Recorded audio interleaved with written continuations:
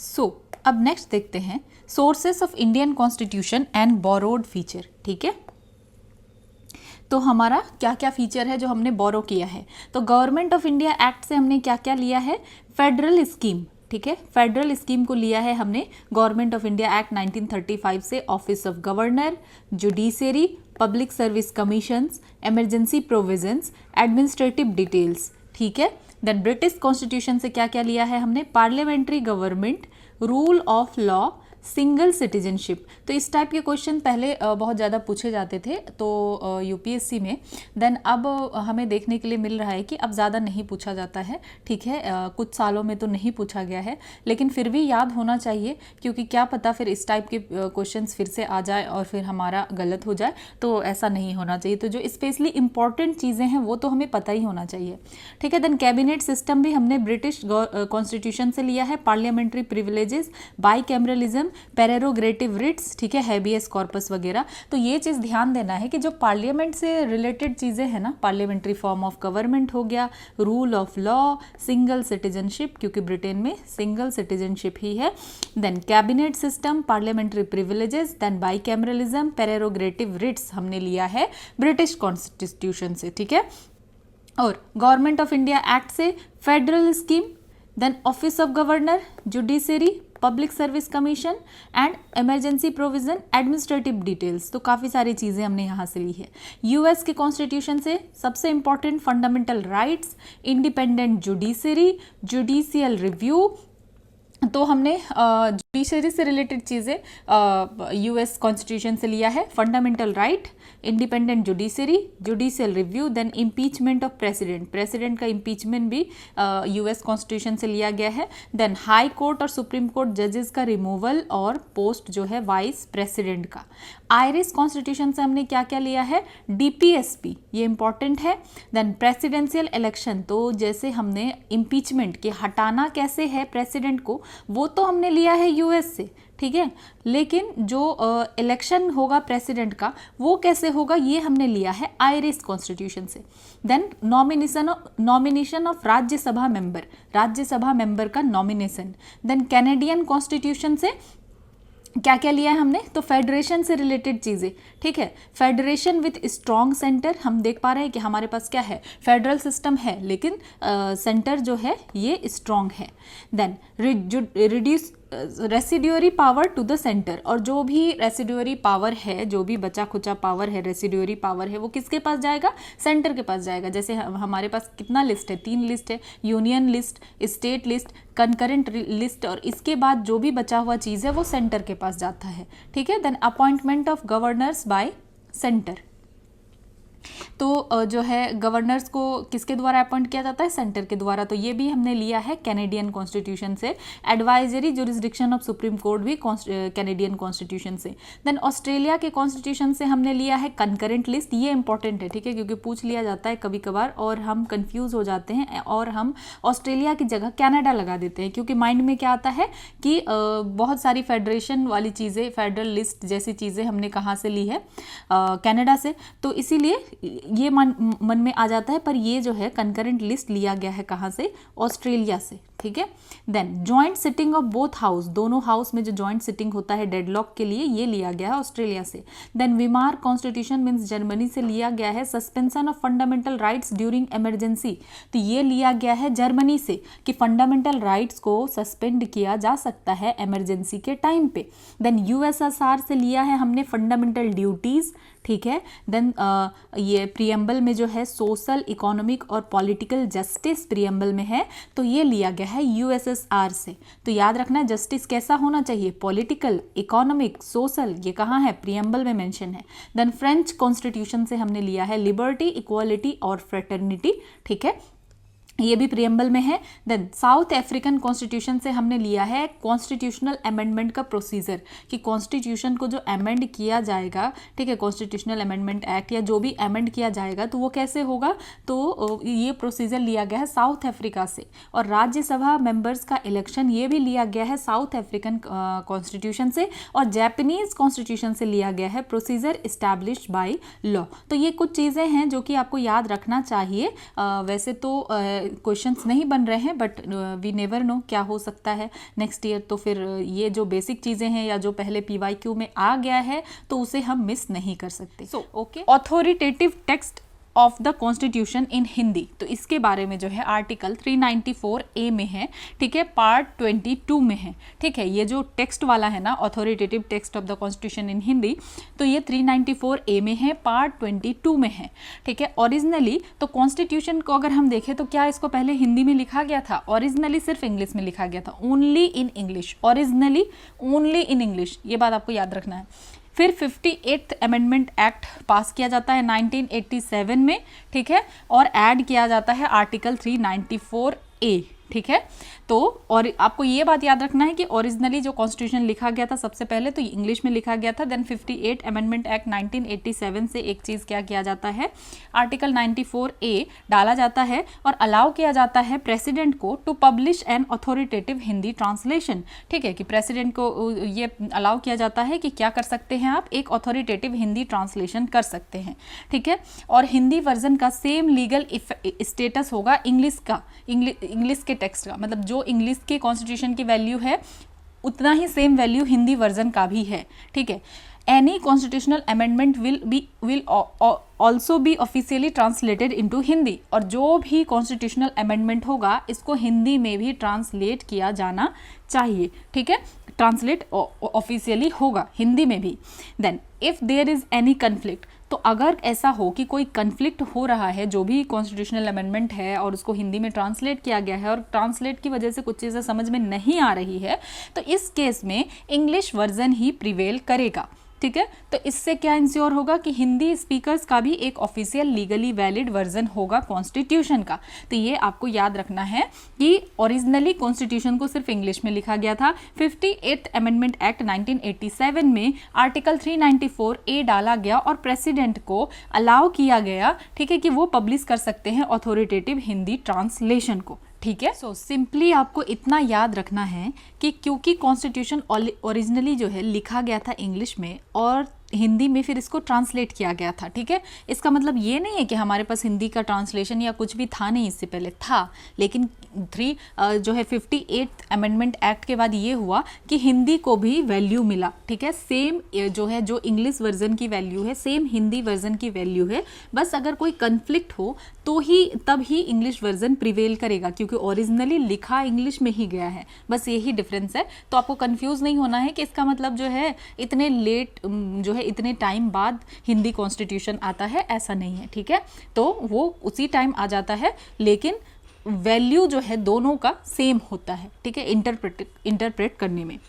Then अब देखते हैं salient feature of the Indian constitution, कि इंडियन कॉन्स्टिट्यूशन का क्या क्या सेलिएंट फीचर है। तो कॉन्स्टिट्यूशन मतलब क्या है, पहले भी हम पढ़ चुके हैं पर समझते हैं।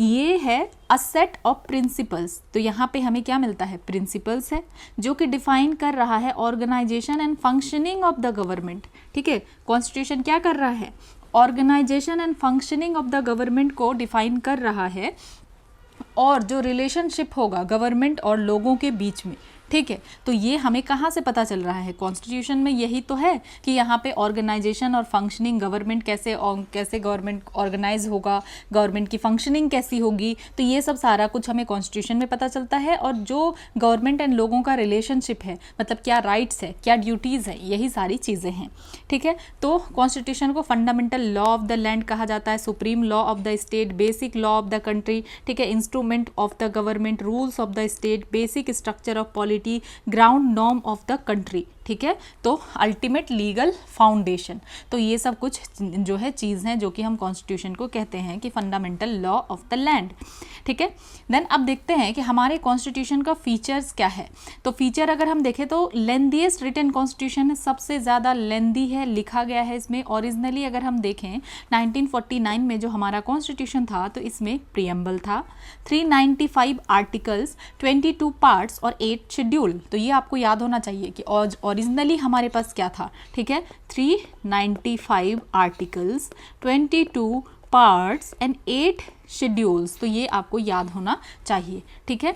देन अब अगर देखें तो अभी हमारे पास अप्रॉक्सीमेटली 470 आर्टिकल्स है, 12 शेड्यूल्स है एंड 25 पार्ट्स है। ये बढ़ता ही जा रहा है, तो अभी हमारे पास कितना है, लगभग 470 आर्टिकल्स है, 12 शेड्यूल्स है, 25 पार्ट्स है, ठीक है। तो ये इतना लेंथ होने के पीछे रीज़न क्या है, क्योंकि हमारी जो कंट्री है ये क्या है, डाइवर्स है, ठीक है। हिस्टोरिकल इन्फ्लुएंसेस देखने के लिए मिलता है और लीगल एक्सपर्टीज़ इन ड्राफ्टिंग, ठीक है। इन सारी चीज़ों की वजह से हमें देखने के लिए मिलता है कि हमारा कॉन्स्टिट्यूशन काफ़ी लेंदी है।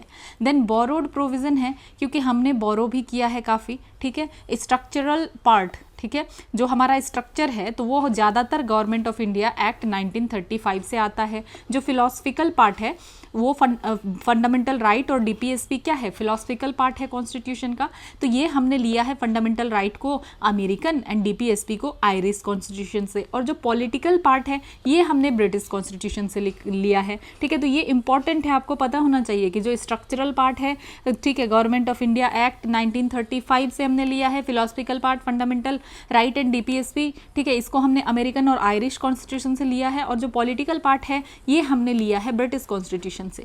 देन अब देखते हैं federal system with A unitary बायस, ठीक है।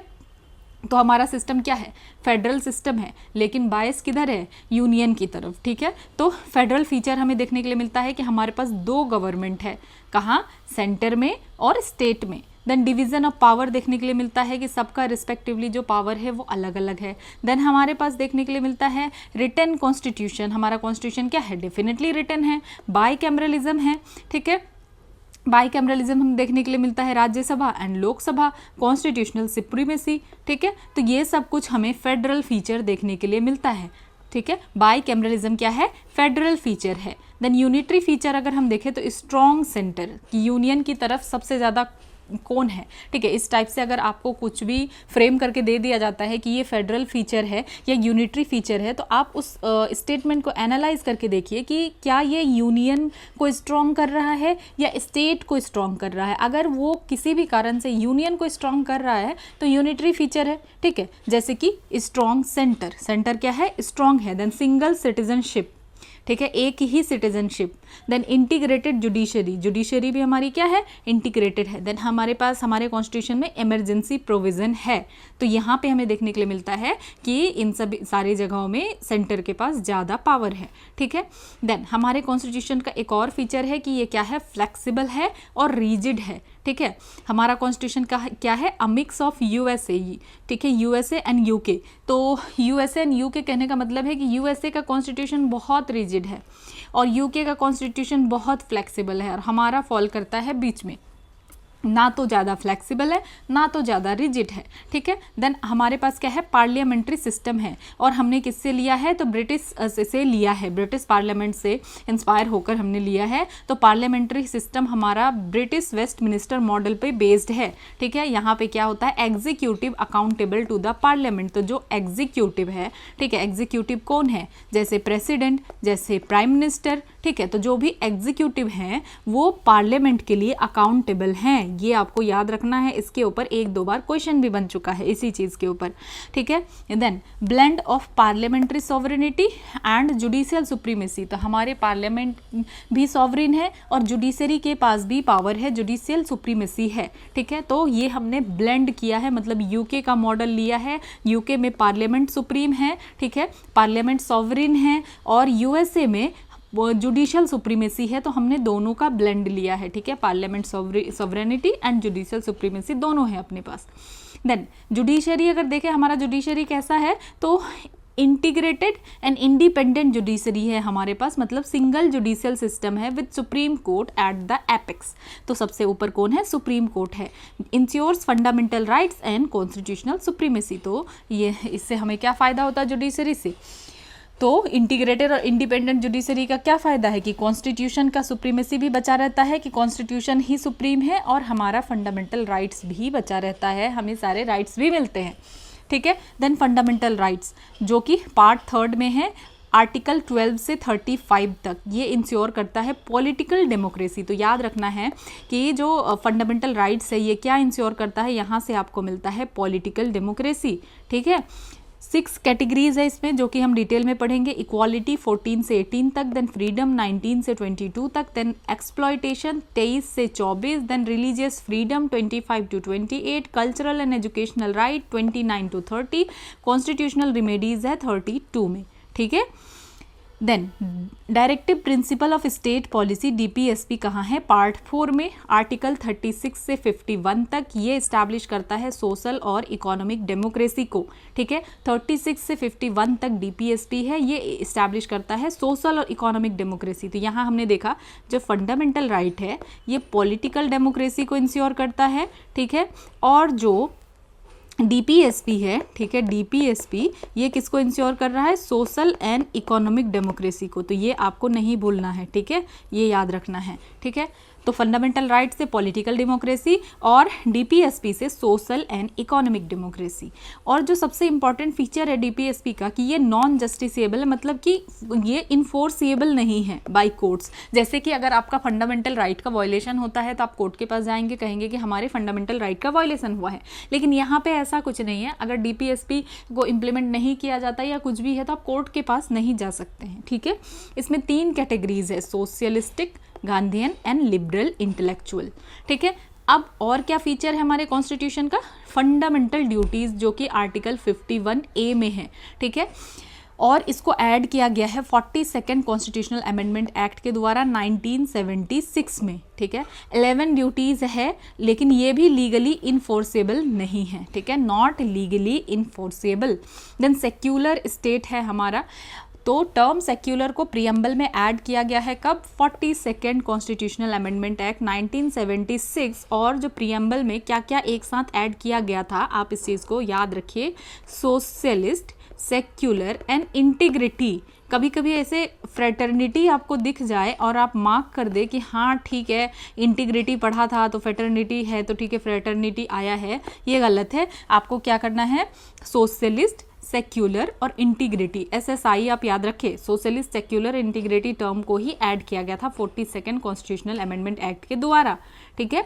तो सेक्युलर कहने का क्या मतलब है, equal respect for all religion, सारे रिलीजन को बराबर का अधिकार, बराबर का रिस्पेक्ट, ठीक है। इसमें आर्टिकल्स अगर हम देखें सेक्युलर स्टेट में तो 14 देखने के लिए मिलता है, 15, 16, 25 टू 30, 44 ये सब आर्टिकल्स हैं, ठीक है। देन यूनिवर्सल एडल्ट फ्रेंचाइज, मतलब क्या है कि वोटिंग का अधिकार हर किसी को है, यहाँ पे कोई डिस्क्रिमिनेशन नहीं है। लेकिन पहले वोटिंग एज 21 हुआ करता था, इसको कम करके 61st कॉन्स्टिट्यूशनल अमेंडमेंट एक्ट से लोअर करके 18 कर दिया गया है। ये भी बहुत बार पूछा जाता है तो आप इसको याद रखिएगा, ठीक है, डिफरेंट एग्जाम्स में ये पूछा जाता है। आपको बस इतना याद रखना है कि वोटिंग एज को कम कब किया जाता है, 21 से 18, तो 61st कॉन्स्टिट्यूशनल अमेंडमेंट एक्ट से 1989 में, ठीक है। देन सिंगल सिटीजनशिप, हमारे पास सिंगल सिटीजनशिप है, uniform political and civil rights across India, ठीक है। यूएसए में जैसे डुअल सिटीजनशिप है, यहाँ हमारे पास सिंगल सिटीजनशिप ही है।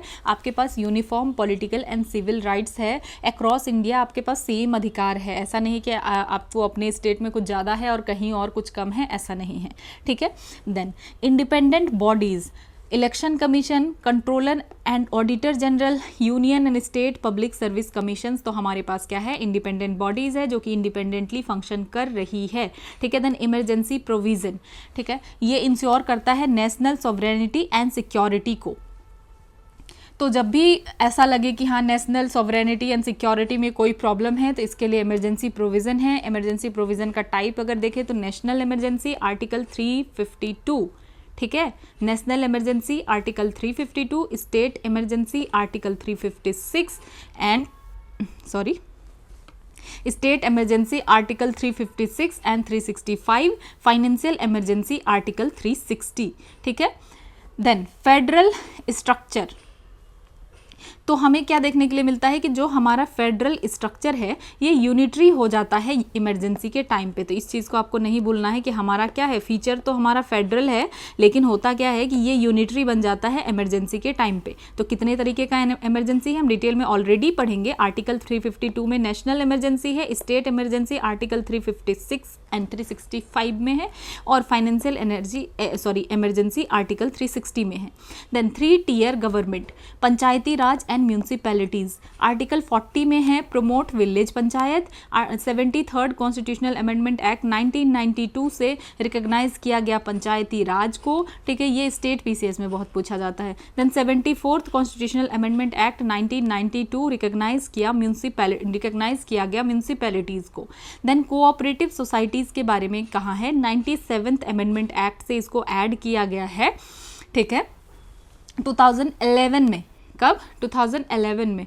तो कोऑपरेटिव सोसाइटीज़ भी है हमारे पास। Right to form cooperative as fundamental right, क्योंकि कोऑपरेटिव बनाना ये आर्टिकल 19 में है, तो ये आपको लग सकता है कि ऐसा है क्या राइट टू फॉर्म कोऑपरेटिव हमारा फंडामेंटल राइट है क्या? Yes, right to form cooperative हमारा फंडामेंटल राइट है। क्योंकि डीपीएसपी फॉर प्रमोशन, तो ये आपको मिलेगा आर्टिकल 43B में। देन आपको जो है न्यू पार्ट एड ऑन किया है 9B में, ठीक है, और आर्टिकल्स क्या है 243ZH से 243ZT। याद रखना है आपको कि एक तो ये हमारा फंडामेंटल राइट भी है, दूसरा डीपीएसपी फॉर प्रमोशन की कोऑपरेटिव सोसाइटीज़ को प्रमोट किया जाना चाहिए, वो है article 43B। And new part add किया गया है पार्ट 9B, जिसमें कि आर्टिकल है 243ZH से 243ZT, ठीक है। कौन से अमेंडमेंट एक्ट से किया गया है ये सब कुछ? 97th अमेंडमेंट एक्ट से, ठीक है। देन अब देखते हैं क्रिटिसिज्म ऑफ इंडियन कॉन्स्टिट्यूशन की। इंडियन कॉन्स्टिट्यूशन को किसने क्या कहा? तो कुछ लोगों का कहना है, कुछ क्रिटिक्स का, कि ये तो बोरोड कॉन्स्टिट्यूशन है। कुछ लोगों का कहना है कि भाई ये तो कार्बन कॉपी है 1935 का। कुछ लोगों का कहना है कि इसका साइज़ तो एलिफेंटाइन साइज़ है, और कुछ लोगों का कहना है पैराडाइज ऑफ लॉयर्स, ठीक है। और सम क्रिटिक्स आर्ग्यू करते हैं कि ये तो अन इंडियन है या एंटी इंडियन है, इसमें वेस्टर्न इन्फ्लुएंस दिखता है इंडिया के ट्रेडिशन से ज़्यादा।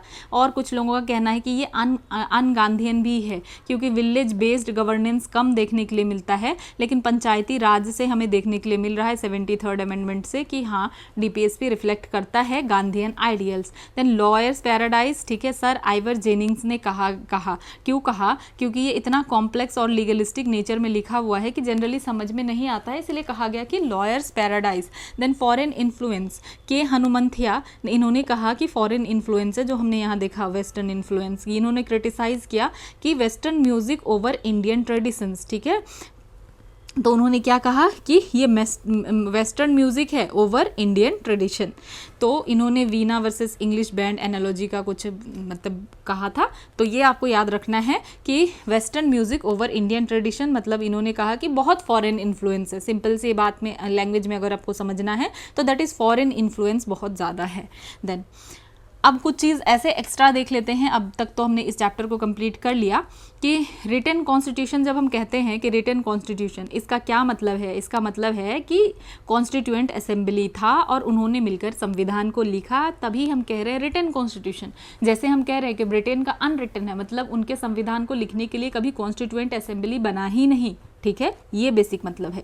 देन लिमिटेड गवर्नमेंट, हम लिमिटेड गवर्नमेंट के बारे में ऑलरेडी जान चुके हैं कि rule of law, constitutionalism, fundamental right, ये सब कुछ लिमिट कर रहा है गवर्नमेंट के पावर को। तो जब गवर्नमेंट के पावर को लिमिट कर रहा है तो ये हम कह रहे हैं limited government. Then constitution and democracy, तो इसको समझते हैं कि कॉन्स्टिट्यूशन एंड डेमोक्रेसी मे और मे नॉट, मतलब क्या है कि क्या अगर किसी के पास कॉन्स्टिट्यूशन है तो हम कह सकते हैं कि वो कंट्री डेमोक्रेटिक है? नहीं, ऐसा नहीं है, ठीक है। लेकिन कॉन्स्टिट्यूशनलिज्म एंड डेमोक्रेसी का नेसेसरी रिलेशन है। कहने का क्या मतलब है? कॉन्स्टिट्यूशनलिज्म के बारे में हमने क्या पढ़ा था कि आप कॉन्स्टिट्यूशन के वैल्यूज़ पे चलेंगे, उसके एसेंस पे चलेंगे, ठीक है, उसके लिटरल जो है सिर्फ जो टेक्स्ट में लिखा है उसके अकॉर्डिंग नहीं, बल्कि उसके एसेंस पे चलेंगे, ठीक है। लेकिन यहाँ पे क्या हो सकता है कि संविधान तो आपके पास है लेकिन आप फॉलो नहीं कर रहे हैं, तो ज़रूरी नहीं कि आपके पास डेमोक्रेसी है। लेकिन अगर आप कॉन्स्टिट्यूशनलिज्म को फॉलो कर रहे हैं मतलब डेमोक्रेसी है, तो कॉन्स्टिट्यूशनलिज्म और डेमोक्रेसी का नेसेसरी रिलेशन है। देन डायरेक्ट डेमोक्रेसी, तो यहाँ पे डायरेक्ट का मतलब है कि ये प्लेबिसाइट हो रहा है। प्लेबिसाइट का क्या मतलब है कि नो वोट। रेफरेंडम का मतलब वोट ऑल्सो, यहाँ पे वोट भी होता है। इनिशिएटिव क्या है, वैसे हम आगे भी पढ़ेंगे, बस अब जनरली देख लेते हैं इन चीज़ों को। इनिशिएटिव क्या है, ये एक टूल है यूज्ड इन इंडिया, ठीक है। तो ये इंडिया में भी यूज़ हुआ है, कहा कौन से बिल में, तो जन लोकपाल बिल में। और रिकॉल, तो ये 4 मेथड होता है, तो याद रखना है। इनिशिएटिव यूज़ हो चुका है जन लोकपाल बिल में। तो डायरेक्ट डेमोक्रेसी मतलब यहाँ पीपल डायरेक्टली पार्टिसिपेशन कर रहे हैं, जैसे प्लेबिसाइट कर रहे हैं। रेफरेंडम मतलब वोट भी कर रहे हैं कि ये होना चाहिए या नहीं होना चाहिए। और इनडायरेक्ट डेमोक्रेसी मतलब कि हमने चुन लिया, ठीक है, हमारे रिप्रेजेंटेटिव को, और वो हमारे बिहाफ में फैसला ले रहे हैं कि अब क्या करना चाहिए और क्या नहीं, ठीक है। तो इनडायरेक्ट डेमोक्रेसी मतलब direct and indirect election both. तो जब इनडायरेक्ट डेमोक्रेसी हम कह रहे हैं तो इसमें डायरेक्ट इलेक्शन भी हो सकता है और इनडायरेक्ट इलेक्शन भी हो सकता है, जैसे कि हम देख पा रहे हैं, ठीक है, कि किस तरीके से चुना जा रहा है प्रेसिडेंट को, पीएम को यहाँ पे। तो ऐसे हम देख पा रहे हैं कि हम डायरेक्टली भी इलेक्शन करते हैं और इनडायरेक्ट इलेक्शन भी होता है। Then presidential and parliamentary system, तो यहाँ पे doctrine of separation of power, ठीक है, क्या है यहाँ पे प्रेसिडेंशियल में हमें सेपरेशन ऑफ पावर देखने के लिए मिलता है और पार्लियामेंट्री में हमें फ्यूजन ऑफ पावर देखने के लिए मिलता है, ठीक है। प्रेसिडेंशियल में सेपरेशन ऑफ पावर, अब समझते हैं फ्यूजन ऑफ पावर क्या है। तो फ्यूजन ऑफ पावर का सिंपल मतलब है कि जो एग्जीक्यूटिव है वो लेजिस्लेचर में से ही है ना, तो यहाँ फ्यूजन ऑफ पावर है कि एग्जीक्यूटिव भी लेजिस्लेचर है, ठीक है, क्योंकि लेजिस्लेचर ही एग्जीक्यूटिव बन रहा है, तो ये हुआ फ्यूजन ऑफ पावर, ठीक है। तो समझते हैं पार्लियामेंट्री सिस्टम के बारे में, ठीक है। तो हमने पार्लियामेंट्री सिस्टम को ही आखिर क्यों अपनाया, तो ये ज़्यादा रिस्पॉन्सिबल है, ज़्यादा डेमोक्रेटिक है। गवर्नमेंट ऑफ इंडिया एक्ट में पहली बार हमने यूज़ भी किया, क्योंकि यहाँ पे बाई कैमरलिज्म जो है लाया गया था गवर्नमेंट ऑफ इंडिया एक्ट 1919 में, ठीक है। तो ज़्यादा से ज़्यादा फेमिलियरिटी और ज़्यादा रिप्रेजेंटेटिव देखने के लिए मिला, ये है, ठीक है। इसलिए जो है पार्लियामेंट्री सिस्टम को अडॉप्ट किया गया, क्योंकि रिस्पॉन्सिबल है, मोर डेमोक्रेटिक है और फेमिलियरिटी है, इस वजह से जो है हमने चूज़ किया। देन चांसलर डेमोक्रेसी, ये क्या होता है, तो यहाँ पे जो प्राइम मिनिस्टर के पास जो पावर है ये पार्लियामेंट्री सिस्टम से भी ज़्यादा होता है। कोई कैबिनेट प्रिंसिपल नहीं होता है and only when dispute between 2 ministers, और तभी ये होगा जब डिस्प्यूट होगा 2 मिनिस्टर्स के बीच में। तो ये जर्मनी में हमें देखने के लिए मिलता है। तो यहाँ पे basically power of prime minister बहुत ज़्यादा होता है, तो ये है chancellor democracy. Then model of cohabitation, मतलब क्या है कि प्रेसिडेंट और prime minister from other party, ठीक है। मॉडल ऑफ कोहैबिटेशन कहने का क्या मतलब है कि यहाँ पे कोहैबिटेशन देखने के लिए मिलता है, प्रेसिडेंट और प्राइम मिनिस्टर जो हैं दोनों अदर पार्टी से होते हैं। देन एक और चीज़ समझते हैं, डेमोक्रेसी वर्सेस रिपब्लिक। तो जब भी यहाँ रिपब्लिक की बात आ रही है ना, तो सिंपल सी बात है, जो हेड ऑफ द स्टेट है ना ये हमेशा ही इलेक्टेड होगा, और डेमोक्रेसी में हेड ऑफ द स्टेट जो है इलेक्टेड भी हो सकता है, ठीक है, और मोनार्क भी हो सकता है, हेरिडिटरी भी हो सकता है। तो ये बात आपको याद रखना है कि जब भी हम कह रहे हैं कि रिपब्लिक, जैसे इंडिया रिपब्लिक है, तो इसका क्या मतलब है कि जो हेड ऑफ द स्टेट है वो क्या है, इलेक्टेड है, ठीक है। देन सेमी प्रेसिडेंशियल में क्या होता है कि पावर होता है पीएम और हेड ऑफ द स्टेट दोनों के पास, ठीक है। ये कुछ टर्म है, अब थोड़ा और कुछ देख लेते हैं, देन जो है हम आगे बढ़ेंगे। तो राइट विंग आइडियोलॉजी क्या होता है, राइट विंग, जब भी हम बात करते हैं ना कि ये लेफ्ट विंग है, राइट विंग है, तो राइट विंग का क्या मतलब होता है कि बिलीफ जो है ट्रेडिशन, नेशनलिज्म, कल्चरल आइडेंटिटी के ऊपर ज़्यादा है। कैपिटलिज्म को ये लोग सपोर्ट करते हैं एंड फ्री मार्केट इकोनॉमी को, ठीक है, और ये एडवोकेट करते हैं for lower taxes and minimal government interference. मतलब क्या है कि गवर्नमेंट का इंटरफेरेंस कम हो, इम्फेसाइज करते हैं लॉ एंड ऑर्डर के ऊपर, मिलिट्री स्ट्रेंथ के ऊपर, और कंजर्वेटिव सोशल वैल्यूज को फॉलो करते हैं, ठीक है, जैसे रिलीजियस मोरल्स, फैमिली स्ट्रक्चर्स, और ये ऑफन जो है फेवर करते हैं प्राइवेटाइजेशन और इंडिविजुअल रिस्पॉन्सिबिलिटी को। तो बेसिकली राइट विंग जब हम कह रहे हैं तो इनका फोकस होता है ट्रेडिशन, नेशनलिज्म, कल्चरल आइडेंटिटी के ऊपर, ये सपोर्ट करते हैं कैपिटलिज्म और फ्री मार्केट इकोनॉमी को, ठीक है, मतलब मिनिमल गवर्नमेंट इंटरफेरेंस, ये राइट की बात है। देन जब हम बात करते हैं लेफ्ट विंग आइडियोलॉजी, तो मतलब क्या है, यहाँ पे सोशल और इकोनॉमिक इक्वालिटी के बारे में इनका बिलीफ ज़्यादा होता है, ठीक है, बिलीफ इन सोशल और इकोनॉमिक इक्वालिटी। ये सपोर्ट करते हैं वेलफेयर प्रोग्राम, सब्सिडीज और पब्लिक ओनरशिप को, ठीक है। Advocates for redistribution of wealth, ठीक है, हायर टैक्सेस ऑन रिच, तो इनका क्या कहना है कि वेल्थ का रीडिस्ट्रीब्यूशन होना चाहिए, हायर टैक्स लगना चाहिए रिच के ऊपर, इम्फेसाइज करते हैं सेक्युलरिज्म के ऊपर, माइनॉरिटी राइट्स के ऊपर, प्रमोट करते हैं लेबर राइट्स को एंड यूनियंस को, प्रोग्रेसिव थॉट होता है इनका जेंडर, कास्ट और LGBTQ इशूज़ के बारे में। ठीक है, तो इनका प्रोग्रेसिव थॉट होता है, इनका बिलीफ होता है सोशल और इकोनॉमिक इक्वालिटी के ऊपर, तब हम कहते हैं लेफ्ट विंग आइडियोलॉजी। और लिबरल आइडियोलॉजी मतलब सेंटर की बिलीफ किसके ऊपर है, individual right, freedom of speech and equality के ऊपर एडवोकेट करते हैं, सेक्युलरिज्म एंड टॉलरेंस दोनों। ठीक है, और supports a balance between market economy and social justice, कि दोनों के बीच बैलेंस होना चाहिए। यहाँ पे बात की जा रही है एक राइट विंग की, एक लेफ्ट विंग की, और हम मिडिल की बात कर रहे हैं। ठीक है, सेंटर की बात कर रहे हैं। तो राइट का कहना है कि ट्रेडिशन, नेशनलिज्म, कल्चरल आइडेंटिटी, और लेफ्ट का बिलीफ जो है क्या है, सोशल एंड इकोनॉमिक इक्वालिटी के ऊपर। और सेंटर का क्या है कि supports balance between market economy and social justice. ठीक है, encourages reforms through democratic processes, और प्रोग्रेसिव थॉट होता है सोशल इशूज पे, LGBTQ+, विमेंस राइट, एजुकेशन को लेके। और ये सेंटर कहने का मतलब कि दोनों एक्सट्रीमिज्म को, लेफ्ट और राइट दोनों के एक्सट्रीमिज्म को अपोज करता है। ठीक है, समझते हैं लिबरल डेमोक्रेसी क्या है। ठीक है, तो लिबरल डेमोक्रेसी क्या है, फॉर्म ऑफ गवर्नमेंट जो कि guarantees individual rights and freedom. क्या गारंटी करता है, इंडिविजुअल राइट्स एंड फ्रीडम को, और फ्री एंड फेयर इलेक्शन होना चाहिए, रूल ऑफ लॉ, और जो गवर्नमेंट का पावर है वहाँ सेपरेशन होना चाहिए एग्जीक्यूटिव, लेजिस्लेचर एंड जुडिशरी के बीच में, और अलाउ करता है freedom of speech, religion and press. तो हम कहेंगे liberal democracy.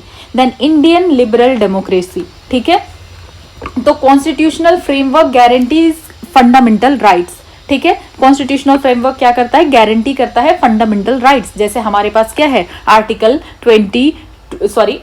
12 to 35। Then parliamentary system है हमारे पास, और हमारे रिप्रेजेंटेटिव्स इलेक्टेड हैं। Independent judiciary with the power of judicial review. ठीक है, देन सेक्युलरिज्म, कोई स्टेट रिलीजन नहीं है हमारा, और इक्वल ट्रीटमेंट हर रिलीजन को मिलता है। Freedom of expression, association and peaceful protest है। रेगुलर इलेक्शन कंडक्ट किया जाता है ऑटोनोमस बॉडी इलेक्शन कमीशन के द्वारा। देन प्लूरलिज्म है, मतलब हमारे पास diverse ideologies, parties and cultures को एग्जिस्ट करते हैं। तो इंडिया क्या है, लिबरल डेमोक्रेसी। तो अब देखते हैं कि जो इंडिया का कुछ लिबरल डेमोक्रेसी है, ठीक है, इसमें क्या प्रॉब्लम है। ठीक है, कुछ चैलेंजेस हमें देखने के लिए मिलते हैं। तो अगर देखें तो मेजोरिटेरियनिज्म एंड रिलीजियस पोलराइजेशन देखने के लिए मिलता है, सेंसरशिप और थ्रेट देखने के लिए मिलता है प्रेस फ्रीडम में। ठीक है, कुछ लॉज का मिसयूज हो सकता है, जैसे युवापा, सेडिशन एक्सेट्रा। ठीक है, और इंस्टीट्यूशनल ऑटोनॉमी जो होनी चाहिए उसमें इरोजन देखने के लिए मिलता है, mob lynching, hate speech and shrinking civil space. तो ये सब कुछ हो रहा है। तो याद रखना है, इंडिया क्या सोशलिस्ट डेमोक्रेसी है? हाँ है। क्या इंडिया क्या लिबरल डेमोक्रेसी है? हाँ है। ठीक है, ये सारी चीजों को आपको याद रखना है।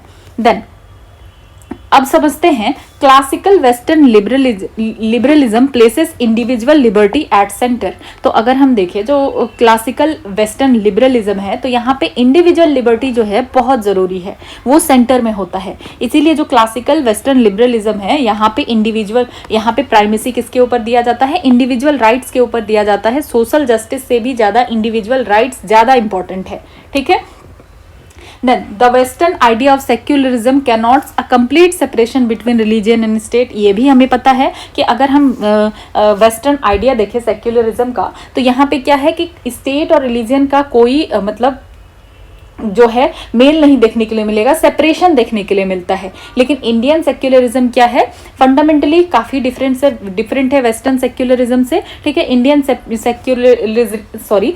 सेक्युलरिज्म में हमें क्या देखने के लिए मिलता है, हमारे कॉन्स्टिट्यूशन में हमें देखने के लिए मिलता है पॉजिटिव कॉन्सेप्ट ऑफ सेक्युलरिज्म। मतलब क्या है कि हर रिलीजन को बराबरी क्या करना, रिस्पेक्ट करना। और separation in India does not mean mutual exclusion. तो अगर सेपरेशन हम कह रहे हैं तो यहाँ ऐसा नहीं है कि म्यूचुअल पूरा एक्सक्लूजन है। जैसे यहाँ पे वेस्ट में अगर हम देखें रिलीजन और स्टेट म्यूचुअली एक्सक्लूजन है या म्यूचुअली एक्सक्लूसिव है।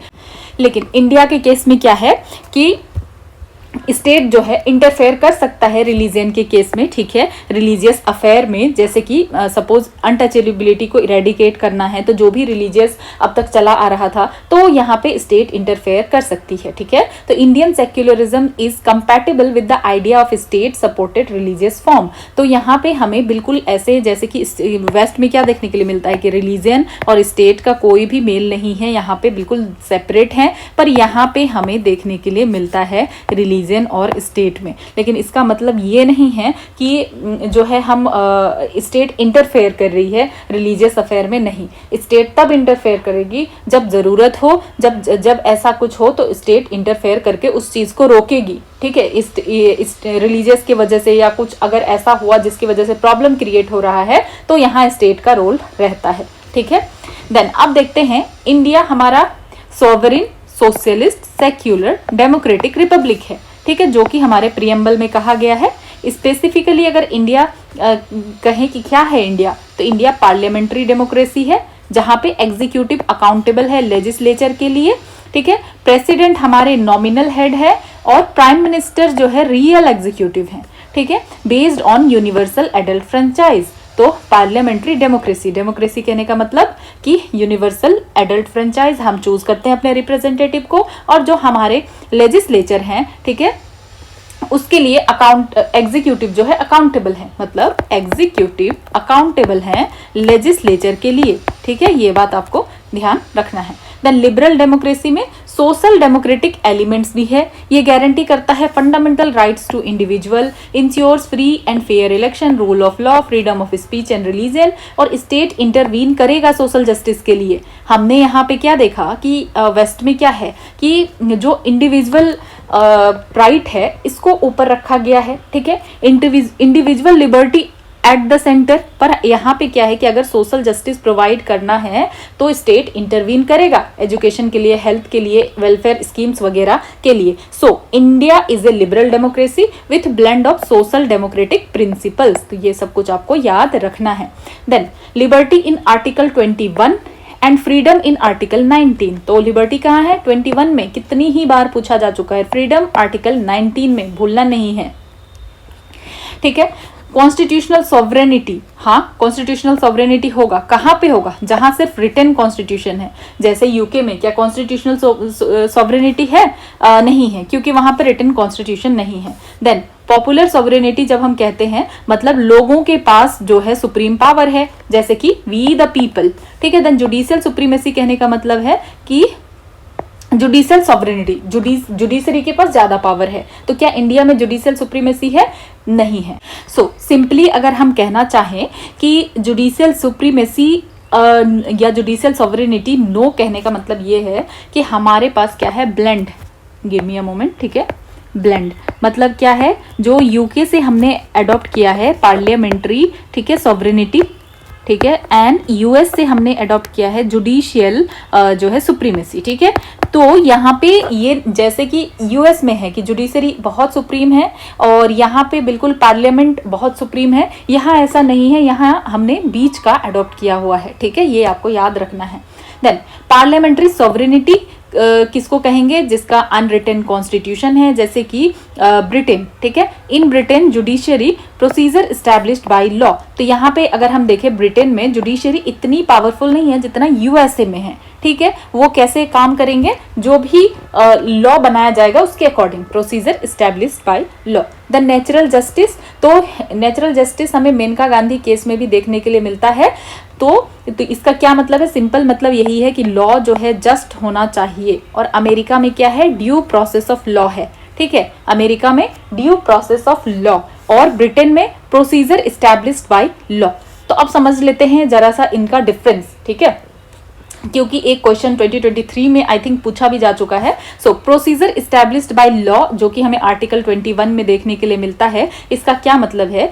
सो इसको ध्यान से समझते हैं कि a law passed by legislature is valid if proper procedure is follow. मतलब क्या हुआ कि अगर प्रॉपर प्रोसीजर फॉलो किया गया है, तो कोई भी लॉ अगर लेजिस्लेचर के द्वारा पास किया गया है तो वो वैलिड है। अगर वो अनफेयर है तब भी, अगर लॉ पास किया गया है प्रॉपर प्रोसीजर के साथ तो वो वैलिड है, ठीक है। Judiciary can not question the fairness और जस्टिस ऑफ द लॉ, ठीक है। अगर वो लॉ वैलिड है तो यहाँ प्रोसीजर इस्टेब्लिश बाय लॉ कहने का मतलब है कि जुडिशियरी क्वेश्चन नहीं करेगी कि ये लॉ सही है या गलत, ठीक है। कोई फैसला सुनाना होगा उस लॉ के अकॉर्डिंग वो सुनाएंगे, लेकिन क्वेश्चन वो जुडिशियरी नहीं करेगी, ठीक है। तो फोकस क्या है, इज देयर अ लॉ, क्या यहाँ पे लॉ है, ठीक है। क्या प्रोसीजर फॉलो किया गया था, हाँ फॉलो किया गया था, तो हो गया प्रोसीजर इस्टेब्लिश्ड बाय लॉ। ये क्या है, ब्रिटिश कॉन्सेप्ट है, ठीक है। इसका एग्जाम्पल हम सिंपली समझ लेते हैं कि if a law allows detention without trial the procedure is followed it's valid under the doctrine. मतलब यहाँ पे लॉ के फेयरनेस को नहीं देखेंगे, सिर्फ ये देखा जाएगा कि जब वो लॉ बनाया गया था क्या सारा प्रोसीजर फॉलो किया गया था, हाँ अगर प्रोसीजर फॉलो किया गया था तो ये वैलिड है, ये होता है प्रोसीजर इस्टेब्लिश्ड बाय लॉ। अब समझते हैं ड्यू प्रोसेस ऑफ लॉ को। तो ड्यू प्रोसेस ऑफ लॉ का मतलब ये है कि ये सिर्फ प्रोसीजर को प्रोटेक्ट करता है या नहीं ये नहीं देखना है, ठीक है, कि जो लॉ जब बनाया गया तो क्या प्रोसीजर सही था या नहीं था, सिर्फ इसको नहीं देखा जाएगा, बल्कि ये भी देखा जाएगा कि जो लॉ बना क्या वो लॉ सही है, क्या वो लॉ जस्ट है, क्या वो लॉ रीजनेबल है, ठीक है। तो जुडिशरी यूएसए में यही फॉलो होता है, तो जुडिशरी क्या करेगी, स्ट्राइक डाउन करेगी अनजस्ट लॉ को, ठीक है। अगर फंडामेंटल राइट्स को वायलेट किया जा रहा है तो जुडिशरी उस लॉ को स्ट्राइक डाउन करेगी कि ये लॉ सही नहीं है, ये लॉ गलत है, इसको हटाओ, ठीक है। ये अमेरिकन कॉन्सेप्ट है। देन इसमें सब्सटैंटिव एंड प्रोसीजरल फेयरनेस के ऊपर ध्यान है कि यहाँ पे क्या होना चाहिए कि जो भी चीज़ें हैं कि हर किसी को सोशल जस्टिस मिलना चाहिए, सोशल जस्टिस मिलने के लिए जो भी हमें सब्सटैंटिव या प्रोसीजरल फेयरनेस है ये सब कुछ भी इसमें इंक्लूड होता है, ठीक है। तो अगर हम देखें तो इंडिया ओरिजिनली इसको अडॉप्ट नहीं किया है, लेकिन मेनका गांधी केस में हमें ये देखने के लिए मिला है। It is now interpreted in article 21। तो इसको इंटरप्रेट किया जा रहा आर्टिकल 21 में कि क्या फेयर है नहीं है, पर इस तरीके से ओरिजिनली इंडिया ने अडॉप्ट नहीं किया है कि जो भी लॉ बनेगा उसको जुडिशरी क्वेश्चन करेगी ही करेगी। अगर कुछ ऐसा है तो मतलब है इसका स्कोप, पर एग्जैक्टली अगर कहा जाए कि ओरिजिनली अडॉप्ट किया गया है ऐसा नहीं है, ठीक है।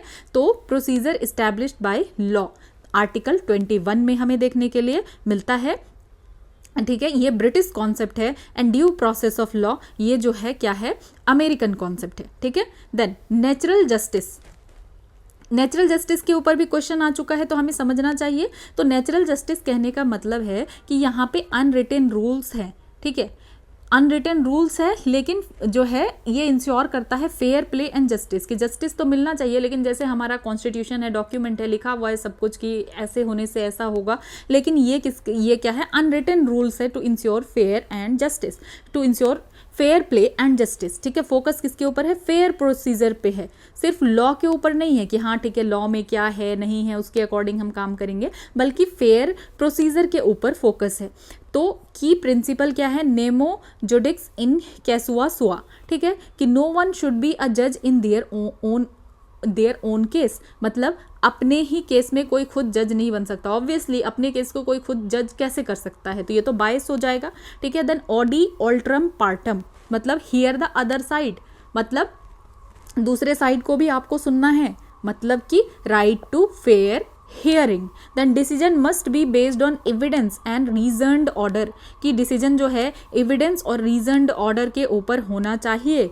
Applied in administrative, quasi judicial and judicial proceedings, ठीक है। तो इसको अप्लाई कहाँ किया जाता है, एडमिनिस्ट्रेटिव, क्वाज़ाई जुडिशियल और जुडिशियल प्रोसीडिंग्स में अप्लाई किया जाता है। नेचुरल जस्टिस का सिंपल सा मतलब है कि अनरिटन रूल्स हैं यहाँ पे, ठीक है, ताकि जो है फेयरली जस्टिस प्रोवाइड किया जा सके, प्रोसीजर जो भी हो फेयर हो, सिर्फ लॉ में जो है उसके अकॉर्डिंग नहीं बल्कि फेयर प्रोसीजर हो। तो यहाँ पे कुछ चीज़ हमने देखा, नेमो जुडिक्स इन कैसुआ सुआ, मतलब कि कोई भी अपने केस में जज ना बने, ठीक है। ऑडी ऑल्टेरम पार्टम, मतलब कि दूसरे साइड को भी सुनो, ठीक है। और डिसीजन जो है किसके ऊपर बेस्ड होना चाहिए, decision must be based on evidence and reasoned order, ये सब कुछ, ठीक है। तो यहाँ तक हमने ये सारी चीज़ों को एक्स्ट्रा इन सारी चीज़ों को पढ़ा, क्योंकि ये सब बार बार पूछा जाता है और अगर हमें समझ नहीं आता तो फिर आप इसको कैसे आंसर करोगे। देन अब कुछ पॉइंट्स देख लेते हैं इंडियन कॉन्स्टिट्यूशन के ऊपर कि हमारे कॉन्स्टिट्यूशन में क्या क्या है। तो पॉपुलर सॉवरेनिटी क्या है हमारे कॉन्स्टिट्यूशन में, है। एडल्ट फ्रेंचाइज है, बिल्कुल है। तो जब पॉपुलर सॉवरेनिटी कहते हैं तो पावर किसके पास है, पीपल के पास, ठीक है, और हर किसी को वोट देने का अधिकार है 18+ को, ठीक है। Then division of power is rigid, तो हमारा जो है कॉन्स्टिट्यूशन अगर देखें तो बोथ रिजिड और फ्लेक्सिबल है, सेंटर स्टेट रिलेशन लेकिन रिजिड है, ठीक है। अमेंडमेंट्स अलाउ है लेकिन सेंटर स्टेट रिलेशन रिजिड है। कहने का क्या मतलब कि फेडरलिज्म है ना हमारे पास, तो डिवीजन ऑफ पावर जो हमें देखने के लिए मिलता है वो क्या है, रिजिड है। कॉन्स्टिट्यूशन हमारा रिजिड और फ्लेक्सिबल है लेकिन डिवीजन ऑफ पावर रिजिड है, ठीक है। लेकिन अमेंडमेंट जो है अलाउ है अंडर आर्टिकल 368, हम जानते ही हैं। Then interdependence of civil and economic rights, तो फंडामेंटल राइट्स में हमें सिविल राइट्स देखने के लिए मिलता है और डीपीएसपीज में हमें इकोनॉमिक राइट्स देखने के लिए मिलता है, ये इंटरकनेक्टेड हैं। देन पार्ट 6 में स्टेट एग्जीक्यूटिव के बारे में है, ठीक है, जो कि कौन कौन है पार्ट 6 में, गवर्नर, सीएम एंड मिनिस्टर्स हैं, ठीक है। जुडिशरी हमारी इंडिपेंडेंट है, नॉट कमिटेड, ठीक है। जुडिशरी के बारे में कहाँ है, पार्ट 5 एंड 6 में। तो कमिटेड जुडिशरी क्या होता है, तो ये भी PYQ ही है, समझते हैं। कमिटेड जुडिशरी कहने का मतलब है a judiciary that aligns with government policies instead of being independent, कि ये इंडिपेंडेंटली काम करे बिना, मतलब गवर्नमेंट के पॉलिसीज पे डिपेंड है, गवर्नमेंट जैसा कह रही है वैसे ही कर रहे हैं। ये अंडरमाइन करता है जुडिशियल इंडिपेंडेंस को, ठीक है, which is basic structure of the constitution. तो जुडिशियल जो है इंडिपेंडेंस ऑफ जुडिशरी क्या है, बेसिक स्ट्रक्चर है, तो इसको ये अंडरमाइन करता है। तो इंडिया क्या फॉलो करता है, इंडिपेंडेंट जुडिशरी को फॉलो करता है कि जजेस को न्यूट्रल होना चाहिए, किसी भी पॉलिटिकल इन्फ्लुएंस से फ्री होना चाहिए। और ये कौन कौन से आर्टिकल है, तो आर्टिकल्स में है, तो 50 में, 124 से 147 में जुडिशरी के बारे में है, ठीक है। देन कुछ थोड़ा सा इसका बैकग्राउंड देख लेते हैं कि ये टर्म बेसिकली कब अटेंशन में आया था, तो इंदिरा गांधीज एरा में। But supreme court upheld judicial independence, but supreme court ने कहा कि जुडिशियल इंडिपेंडेंस क्या है, बेसिक स्ट्रक्चर का पार्ट है, केशवानंद भारती केस में 1973 में, ठीक है। तो कमिटेड अगर जुडिशरी है तो क्या होगा, हमारा डेमोक्रेसी तो कमज़ोर पड़ेगा। इंडिपेंडेंट जुडिशरी का मतलब है कि वो इंश्योर करेंगे जस्टिस, ठीक है। सो नेक्स्ट अब पढ़ते हैं पार्ट्स के बारे में, ठीक है। तो इस टाइप की चीज़ों को भी आपको याद रखना चाहिए क्योंकि 2024 में पूछा जा चुका है, तो आपको पता होना चाहिए कि कौन से पार्ट में क्या है। और अगर सब नहीं तो जो इम्पॉर्टेंट है वो तो आपको बिल्कुल ही पता होना चाहिए, ठीक है। Parts of Indian constitution article with articles and subjects, ठीक है। तो पार्ट 1 में क्या है, यूनियन एंड इट्स टेरिटरीज के बारे में है, आर्टिकल 1 to 4, ये आपको याद ही होगा। देन पार्ट 2 में सिटीजनशिप है, ठीक है, आर्टिकल 5 to 11। देन पार्ट 3 में फंडामेंटल राइट्स है, आर्टिकल 12 to 35। देन पार्ट 4 में directive principle of state policy है, आर्टिकल 36 to 51, ठीक है। तो यहाँ तक आपको याद होगा। पार्ट 1 में क्या है, the union and its territories, article 1 to 4। Then part 2 में सिटीजनशिप, आर्टिकल्स 5 to 11। पार्ट 3 में fundamental rights, article 12 to 35। Part 4 में directive principle of state policy, article 36 to 51। Part 4A में फंडामेंटल ड्यूटीज़, ठीक है, क्या है, fundamental duties, article 51A। Part 5 में union के बारे में है, ठीक है, the union, executive, parliament, judiciary, CAG, ये सारा कुछ है। क्या क्या है, एग्जीक्यूटिव के बारे में है, पार्लियामेंट के बारे में है, जुडिशरी है एंड कैग है, ठीक है। आर्टिकल क्या है, 52 to 151। यूनियन कहाँ से स्टार्ट हो रहा है, आर्टिकल 52 से, क्योंकि 51A में 51 तक तो हमने देखा कि डीपीएसपी है। देन 51A में क्या है, फंडामेंटल ड्यूटीज़ है। देन जैसे फंडामेंटल ड्यूटी खत्म होता है उसके बाद शुरू होगा पार्ट 5, एंड पार्ट 5 में किसके बारे में है, यूनियन के बारे में है। और इसमें क्या क्या है, एग्जीक्यूटिव, पार्लियामेंट, जुडिशरी, कैग, ये सब कुछ है, ठीक है, 52 to 151 तक। देन पार्ट 6 में स्टेट्स के बारे में सब कुछ है, governor, state legislature, high court, ठीक है। आर्टिकल ये 151 में फिनिश होता है, ये 152 में शुरू होता है, 152 to 237। देन पार्ट 7 में states in part B of first schedule, तो इसको रिपील कर दिया गया है, ठीक है, तो इसके लिए इतना याद रखने की ज़रूरत नहीं है। पार्ट 8 में है यूनियन टेरिटरीज़ के बारे में, किस में है, पार्ट 8 में। और यूनियन यूटीज़ का आर्टिकल स्टार्ट होता है 239 टू 242, ठीक है। तो यूनियन टेरिटरीज के बारे में है आर्टिकल 239 टू 242। पार्ट 9 में है पंचायत, ठीक है, पंचायत के बारे में, और पंचायत का आर्टिकल 243 से 243 ओ तक है। आपको ये याद रखना है, ठीक है, क्योंकि पंचायत बहुत इंपॉर्टेंट है, बहुत क्वेश्चन भी बनता है, स्टेट्स वगैरह में भी इसका क्वेश्चन पूछा जाता है, तो आपको याद रखना है पंचायत कहाँ है, पार्ट 9 में है, आर्टिकल 243 टू 243 ओ, ठीक है। देन म्यूनसिपैलिटीज पार्ट 9A में है, ठीक है, आर्टिकल 243P से 243ZG तक है, ठीक है, ये आपको याद रखना है। देन पार्ट 9B, ठीक है, 9B में कोऑपरेटिव सोसाइटी के बारे में है, आर्टिकल 243ZH से 243ZT, कहाँ पे है, 243 ओके ZH से ZT। तो ये सब कुछ चीज़ें आपको याद रखने की ज़रूरत है, स्पेशली ये तीनों तो आपको बिल्कुल ही पता होना चाहिए। Panchayat 243 to 243 O, municipality part 9A 243P से 243ZG, then part 9B cooperative societies article 243ZH to 243ZT, ठीक है। अब देखते हैं पार्ट 9 में शेड्यूल्ड एंड ट्राइबल एरियाज़ है, तो ये भी बहुत ज़रूरी है। शेड्यूल्ड और ट्राइबल एरियाज से इतने क्वेश्चन आते हैं, तो आपको ये पता होना चाहिए। तो शेड्यूल्ड और ट्राइबल एरिया में कहाँ पे लिखा है कॉन्स्टिट्यूशन में, क्यों कौन से आर्टिकल में है, तो 243 टू 244 टू 244A, ठीक है।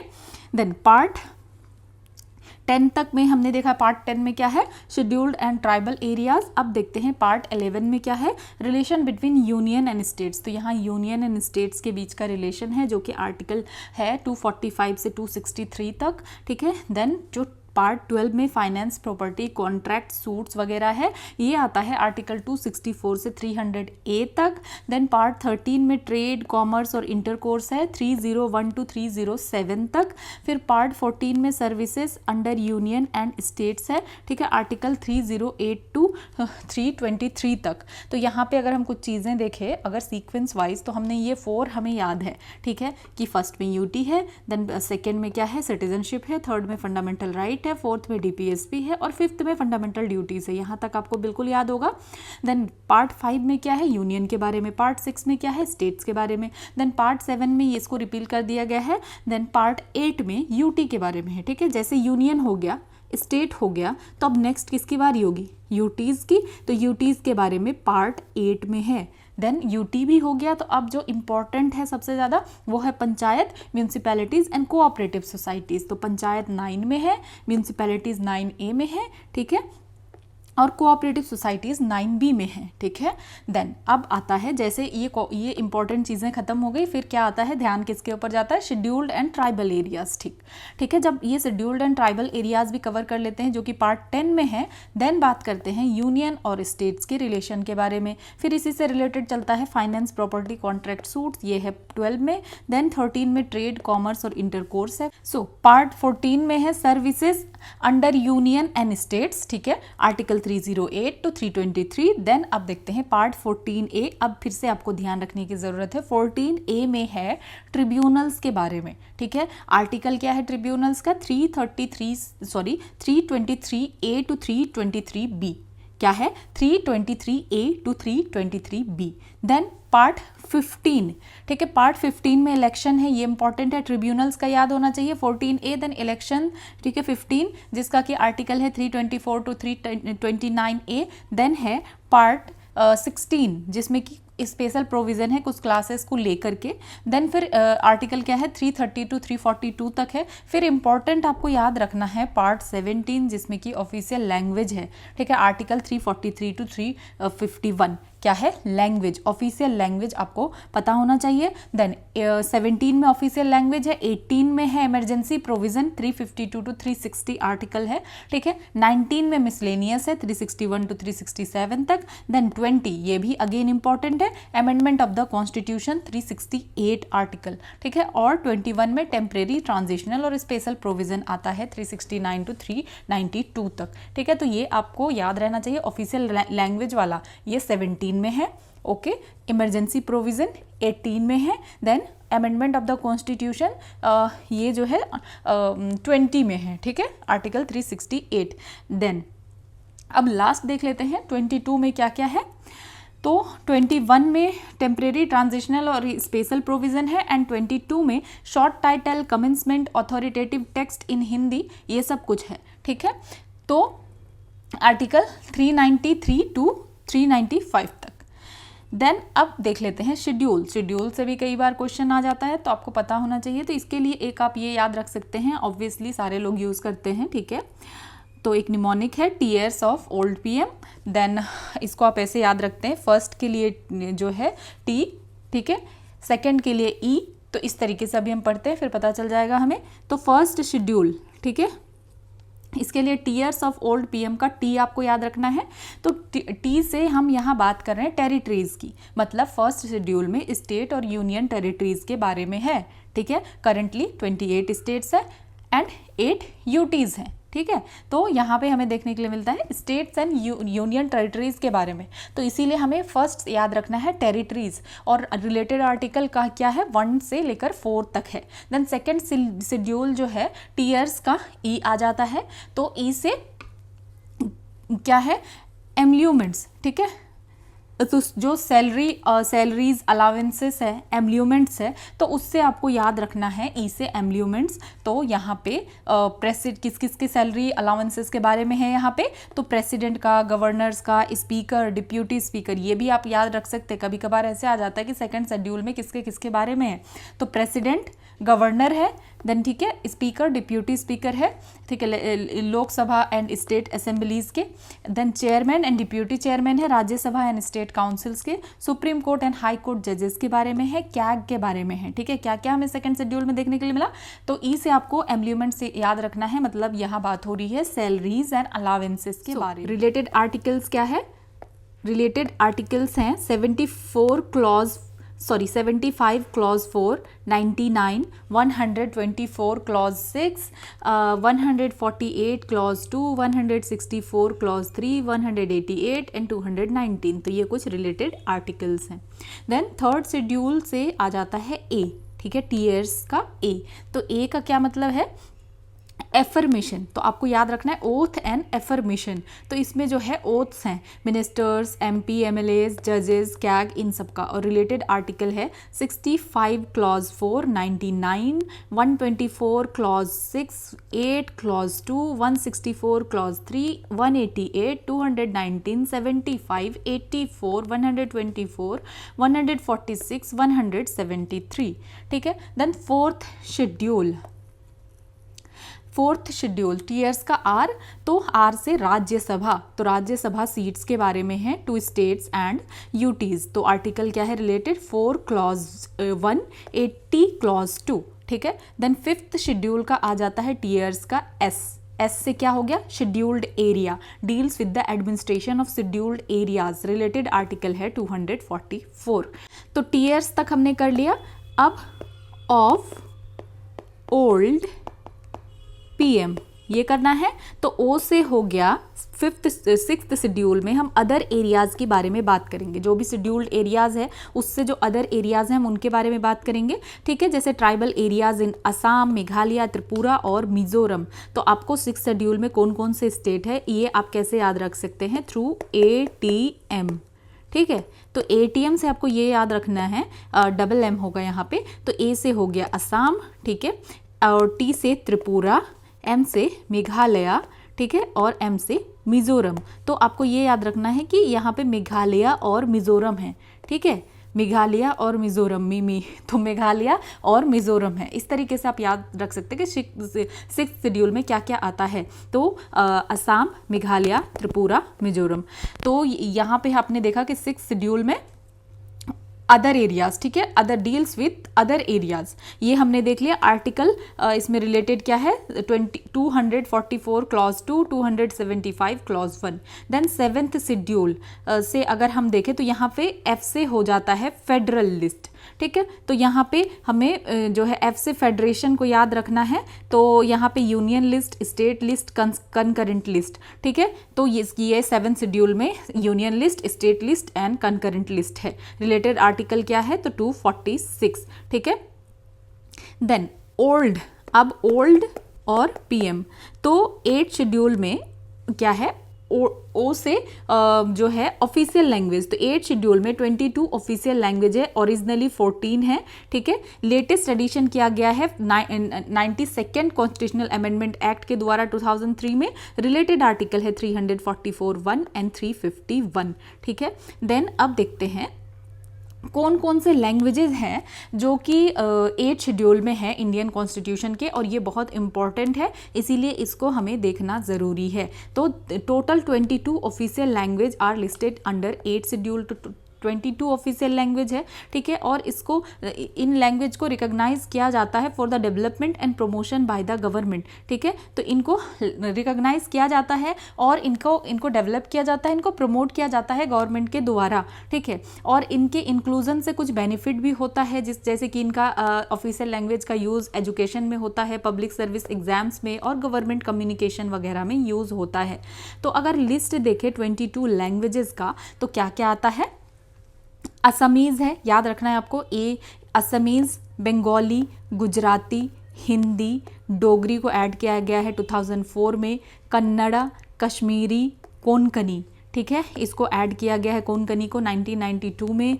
मलयालम, मैथिली भी है, कंफ्यूज नहीं होना है, 2004 में ऐड किया गया है। मणिपुरी, इसको ऐड किया गया है 1992 में। देन मराठी, ठीक है, मराठी भी है। नेपाली, इसको ऐड किया गया है 1992 में। अब कंफ्यूज नहीं होना है कि नेपाली क्यों रहेगा, नेपाली भी है। उड़िया, ठीक है। और देन बोडो को भी 2004 में ऐड किया गया है। पंजाबी है, संस्कृत है, पंजाबी भी है, ठीक है, पंजाबी, ये याद रखना है आपको। गुजराती भी है ऑफिशियल लैंग्वेज में, पंजाबी भी है, संस्कृत, देन सिंधी भी है, 1967 में ही इसको ऐड किया गया था। तमिल, ठीक है, संथाली, इसको 2004 में ऐड किया गया था, और तेलुगु एंड उर्दू। तो ये कुछ हैं। तो अब देखते हैं किनको किनको अमेंडमेंट के द्वारा ऐड किया गया था। तो सिंधी को ऐड किया गया था 21st अमेंडमेंट के द्वारा 1967 में, ठीक है। अमेंडमेंट के द्वारा पहला किसको ऐड किया गया, सिंधी को। देन आपको याद रखना है कोंकणी, मणिपुरी और नेपाली, इसको ऐड किया गया था 71st कॉन्स्टिट्यूशनल अमेंडमेंट एक्ट के द्वारा 1992 में। तो आप कैसे याद रख सकते हैं, KMN, ठीक है, KMN से आप याद रख सकते हैं Konkani, Manipuri and Nepali. KMN, Konkani, Manipuri and Nepali को ऐड किया गया था 71st कॉन्स्टिट्यूशनल अमेंडमेंट एक्ट के द्वारा, ठीक है। देन नेक्स्ट देखते हैं बोडो, डोगरी, मैथिली, संथाली, इसको 92nd कॉन्स्टिट्यूशनल अमेंडमेंट एक्ट के द्वारा ऐड किया गया था 2003 में, इनफोर्स हुआ ये 2004 में। तो इसको याद रख सकते हैं आप BSMD करके, ठीक है। B से बोडो, S से संथाली, M से मैथिली, ठीक है, और D से डोगरी। तो ये सब है BSMD। देन ये कब किया गया था, 2004 में, 92nd कॉन्स्टिट्यूशनल अमेंडमेंट एक्ट। तो आपको पहला याद रखना है कि एक तो 21वां अमेंडमेंट हुआ था, दूसरा 71st एंड तीसरा 92nd। BSMD 92nd, 71st KMN and 21st से सिंधी को ऐड किया गया। तो आप ये क्वेश्चंस कभी भी गलत नहीं करेंगे, क्योंकि आता है तो अमेंडमेंट से रिलेटेड आता है, इवन आ भी चुका है, ठीक है। देन उड़िया को रीनेम किया गया था। उड़िया पहले ये स्पेलिंग था ORIYA, अब इसको ODIA का किया गया है 96th कॉन्स्टिट्यूशनल अमेंडमेंट एक्ट के द्वारा 2011 में। तो सबसे लास्ट में यही किया गया है, ठीक है। तो ये कुछ चीज़ें हैं जो कि आपको ऑफिशियल लैंग्वेज के बारे में नहीं भूलना है, ठीक है। एक और चीज़ जान जाते हैं कि हिंदी दिवस इसको कब सेलिब्रेट किया गया था। तो कब सेलिब्रेट किया जाता है, तो इसको सेलिब्रेट किया जाता है 14 सितंबर एवरी ईयर, और सबसे पहली बार हुआ था 1953 में। तो अब ये हिंदी दिवस को सेलिब्रेट ही क्यों किया जाता है, तो 14 सितंबर 1949 में कॉन्स्टिट्यूएंट असेंबली ऑफ इंडिया ने अडॉप्ट किया हिंदी, ठीक है, Hindi in Devanagari script as the official language of union. क्योंकि इसको ऑफिशियल लैंग्वेज के रूप में कब ऐड किया गया था, 1949 में 14 सितंबर में ही, ठीक है। तो यहाँ पे ना आपको जो है प्रॉपर ये लिस्ट भी याद होना चाहिए। आप एक दो बार इसको गो थ्रू करेंगे तो आपको याद भी हो जाएगा कि हाँ मतलब क्या क्या है। तो क्योंकि इसको 14 सितंबर 1949 में अडॉप्ट किया गया था, ठीक है, हिंदी को देवनागरी स्क्रिप्ट में official language of the union, ठीक है। देन कॉन्स्टिट्यूशनल बेसिस अगर देखें तो 343 क्लॉज 1, तो इसमें क्या है कि Hindi in Devanagari Devanagari script shall be the official language of union. तो हमें क्या कहीं पे कॉन्स्टिट्यूशन में मिल रहा है ये चीज़? हाँ बिल्कुल, 343 क्लॉज 1 में है कि Hindi in Devanagari script shall be the official language of union, ठीक है। और इंग्लिश को अलाउ किया गया कि ये कंटिन्यू रहेगा ऑफिशियल पर्पसेस के लिए कितने साल तक? 15 साल तक, ठीक है। एडॉप्शन के 15 साल तक, मतलब कि 1965 तक रहेगा, और बाद में फिर इसको एक्सटेंड किया गया कि इंग्लिश को ऑफिशियल पर्पसेस के लिए यूज़ किया जाएगा। कितने साल तक? पहले कहा गया 15 साल तक, और फिर बाद में इसको 1965 के बाद इसको लेटर एक्सटेंड किया गया, ठीक है।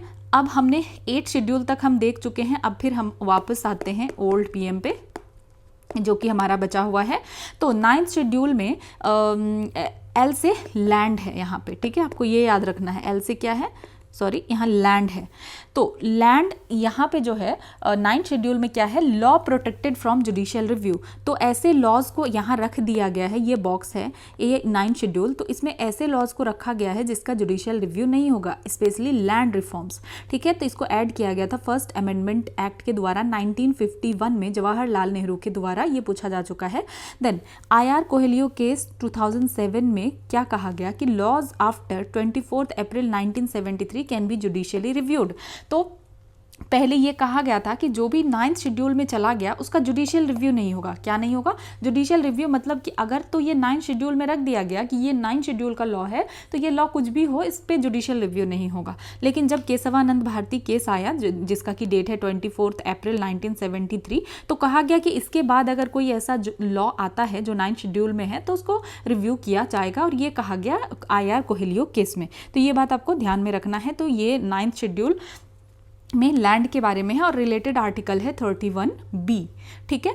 तो L तक हमने देख लिया। अब D से है डिफेक्शन। तो 10th शेड्यूल में एंटी डिफेक्शन लॉ है।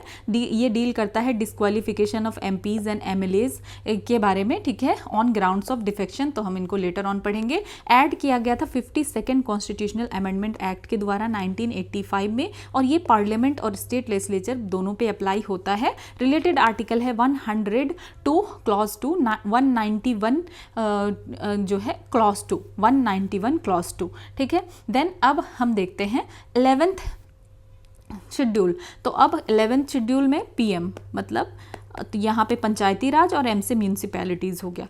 तो 11th शेड्यूल में पंचायती राज, ठीक है, के बारे में है। इसको ऐड किया गया 73rd अमेंडमेंट एक्ट के द्वारा 1992 में। यहाँ पे 29 फंक्शनल एरियाज़ है पंचायत के लिए। अब इसको ये भी चीज़ अगर आपको याद रहे, कितने फंक्शनल एरियाज़ हैं? तो 29 फंक्शनल एरियाज़ हैं, ठीक है। Local self government in villages. Example जैसे इंपॉर्टेंट कुछ देख लेते हैं, agriculture, land reforms, rural housing, water management वगैरह है, और रिलेटेड आर्टिकल है 243G, ठीक है। Then 12th schedule means municipalities. तो इसको ऐड किया गया है 24th अमेंडमेंट एक्ट 1992 के द्वारा। यहाँ पे 18 फंक्शनल एरियाज है। यहाँ कितना है? 29 है। पंचायती में 29 है, और इसमें कितना है? 18 है, ठीक है। तो 18 फंक्शनल एरियाज है for municipalities, urban local bodies के लिए, जैसे urban planning, building regulation, public health, slum improvement, और रिलेटेड आर्टिकल है 243W।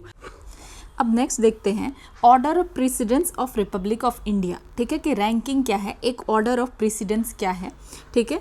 तो इसको मेंटेन किया जाता है मिनिस्ट्री ऑफ होम अफेयर्स के द्वारा। पर्पस क्या है? सिर्फ ये स्टेट और सेरेमोनियल ओकेजन्स के लिए है, कोई डेली गवर्नमेंट फंक्शंस के लिए ये नहीं है, ठीक है। देन मोस्ट इम्पॉर्टेंट डिग्नेटरीज अगर देखें तो सबसे जो इम्पॉर्टेंट है या फर्स्ट पोजीशन पे किनको रखा जाता है? प्रेसिडेंट को, then vice president, then prime minister, then governors of state, ठीक है। प्राइम मिनिस्टर के बाद गवर्नर्स ऑफ स्टेट, ठीक है, within their respective state, अपने स्टेट में चौथे पोजीशन पे, ठीक है। Then former presidents, then uh deputy prime minister अगर अपॉइंटेड हैं तो, then chief justice of India और स्पीकर ऑफ लोकसभा, दोनों सेम पोजीशन पे है, इसलिए आपको याद होना चाहिए, और ये दोनों इंपॉर्टेंट पोजीशन है काफ़ी।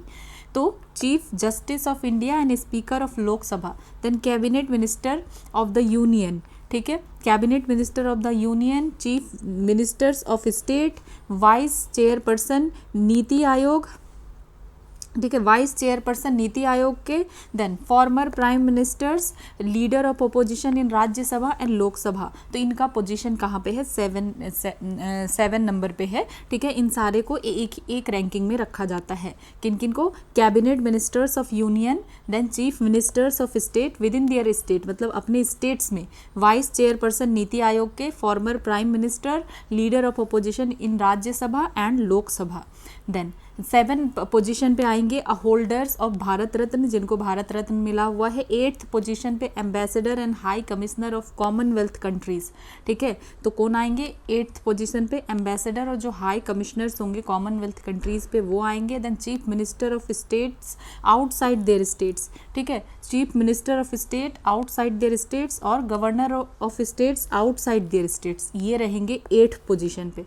ठीक है, तो 8 पोजीशन पे कौन है, एम्बेसडर एंड हाई कमिश्नर है कॉमनवेल्थ कंट्रीज़ के। Then chief minister of states, मतलब कि जब सीएम अपने स्टेट में नहीं है, अपने स्टेट से बाहर, उनको 8th पोजीशन पे रखा जाएगा। और जो गवर्नर ऑफ स्टेट है अपने स्टेट से बाहर, उनको 8th पोजीशन पे रखा जाएगा। ठीक है, देन जजेस of supreme court 9th position पे जजेस ऑफ सुप्रीम कोर्ट। ठीक है, 6th पोजीशन पे CJI है और चीफ जस्टिस ऑफ इंडिया है और स्पीकर ऑफ लोकसभा है। और 9th पोजीशन पे जजेस ऑफ सुप्रीम कोर्ट। ठीक है, देन और चेयरपर्सन और किन किन को रखा जाता है 9th पोजीशन पे, चेयरपर्सन जो है UPSC के, chief election commissioner, controller and auditor general of India, इनको भी रखा जाता है। देन 10th पोजीशन पे deputy chairman of Rajya Sabha, deputy chief minister of state, deputy speaker of Lok Sabha, members of NITI Aayog, members of state of union. और 11th पे attorney general. तो आप 11th नंबर पे कौन है, अटॉर्नी जनरल है, कैबिनेट सेक्रेटरी। ठीक है, और लेफ्टिनेंट गवर्नर्स जो है within their respective UTs. तो ये कुछ पोजीशन है। सो इनमें जो इंपॉर्टेंट वाले हैं अगर आप उनको याद रखें, जैसे कि प्रेसिडेंट सबसे पहला, then vice president, then prime minister, then governors of state अपने स्टेट के अंदर, देन फॉर्मर प्रेसिडेंट अगर कोई रहे वे 5वें नंबर पे, देन डिप्यूटी प्राइम मिनिस्टर अगर हैं तो 5वें नंबर पे, देन 6ठे नंबर पे चीफ जस्टिस ऑफ इंडिया। ठीक है, चीफ जस्टिस ऑफ इंडिया और स्पीकर ऑफ लोकसभा एक साथ। देन आते हैं cabinet minister of union, chief ministers of state, ये सब कुछ। तो यहाँ तक एटलीस्ट आप 7 नंबर 6 नंबर तक आपको याद रखना चाहिए। देन जजेस ऑफ सुप्रीम कोर्ट और जो चेयरपर्सन है UPSC के या चीफ इलेक्शन कमिश्नर, ये सब लगभग 9th पोजीशन पे रैंक पे आते हैं। ठीक है, तो बस इस चीज़ के बारे में एक बार पूछा जा चुका है, इसलिए हमने यहाँ पे थोड़ा सा डिटेल में डिस्कस कर लिया।